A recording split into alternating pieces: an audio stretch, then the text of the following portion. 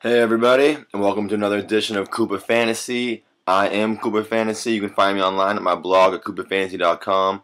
Find me here on YouTube or find me on Twitter if you ever want to get a hold of me and ask me questions. My tag is @Blackie_Mike. This is my Sit Stardom Week 2 video for the 2012-2013 NFL season.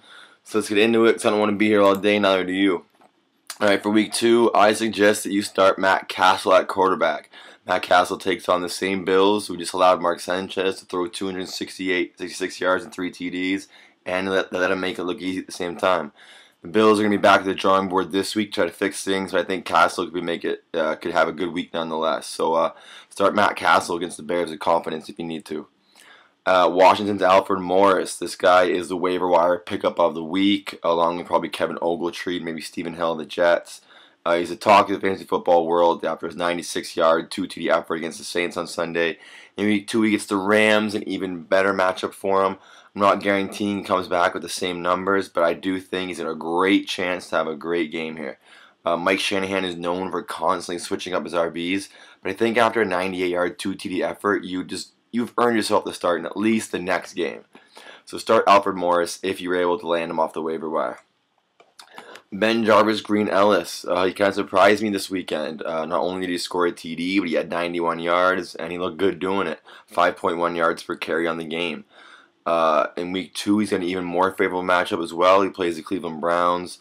They were terrible against the run last year. They've been pretty bad against the run so far this year through one game. So I'd be starting Ben Jarvis Green Ellis in Week 2 again with confidence. New Orleans, Lance Moore. I've been a fan of this guy for a few seasons. I'm happy to see the guys maintaining a level of fantasy relevance.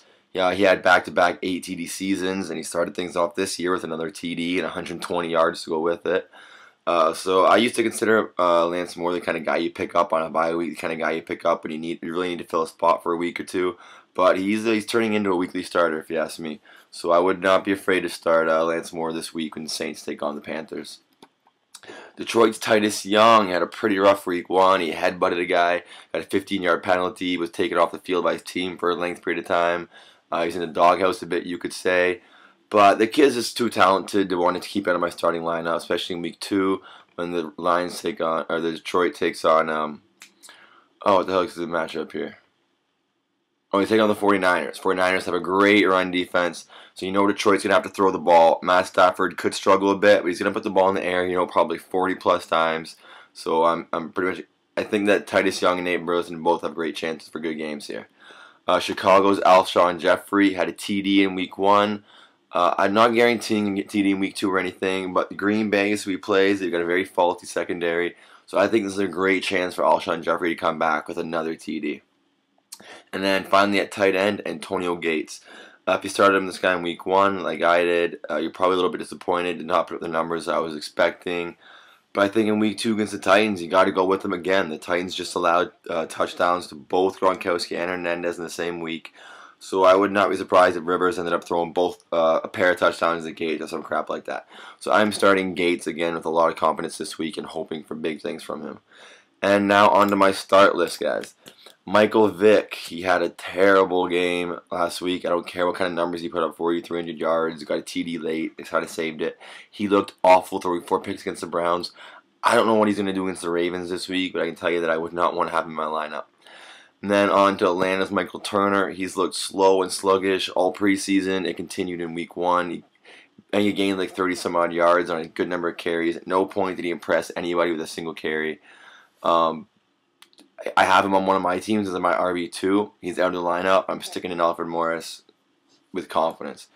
My next running back to sit is Beanie Wells. He's taking on the New England Patriots run defense, who just stuffed Chris Johnson. The New England Patriots rush defense actually looks very good this year. And if you read into it, there's a lot of people who kind of saw this coming.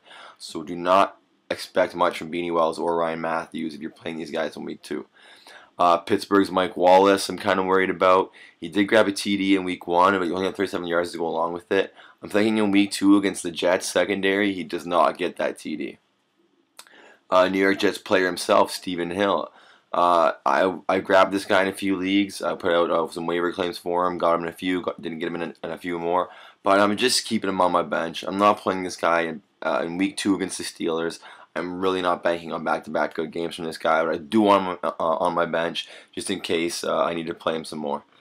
And then Malcolm Floyd, once again, this guy had a TD as well in Week 1 for the Chargers against the Raiders on Monday Nighter. But I kind of think that Meacham and Floyd are going to kind of flip-flop with who gets the targets from week to week. And I'm not banking on Floyd seeing back-to-back touchdowns, so I am passing on Malcolm Floyd this week. Finally, Fred Davis. Not only am I sitting Fred Davis this week in the one league I have him in, I am considered dropping him for another tight end option.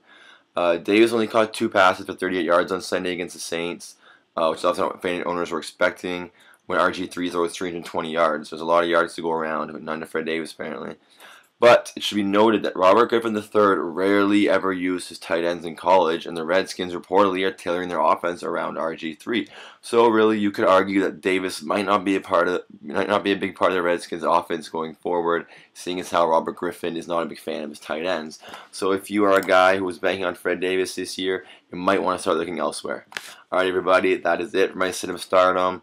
If you want to read the post, go check it out. Koopafantasy.com, KOOPAFANTASA.com. Find me on Twitter at Blackie_Mike. If you ever have any questions through the week, questions on game day, if you wake up Sunday morning and there's a game in a few hours and you can't make any decisions, find me on Twitter. I will do my best to get back to you as soon as possible. I'm on it all the time.